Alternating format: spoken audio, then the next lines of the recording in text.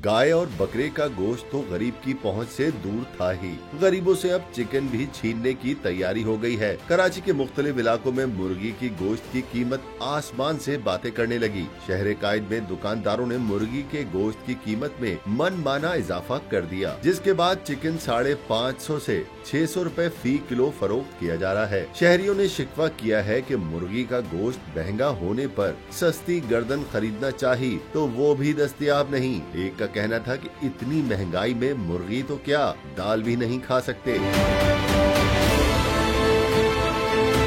एक बुजुर्ग शहरी ने कहा कि महंगाई की इस लहर में हम बिल्स और घर के किरायों में ही लगे हुए हैं, गोश्त नहीं खा सकते। शहरियों ने सूबाई हुकूमत और मुकामी इंतजामिया से मुर्गी के गोश्त की कीमत कम करने की अपील की और मसनूई तरीके से कीमतें बढ़ाने वालों के खिलाफ कार्रवाई का मुतालबा भी किया। दूसरी जानिब दुकानदारों का कहना है कि पोल्ट्री फार्म से मुर्गी महंगे दामों फराहम की जा रही है, जिसके बाइस कीमतों में इजाफा हुआ, लेकिन अवाम इस बात को समझने से कासिर हैं, इसलिए वो दुकानदारों को कसूरवार समझते हैं।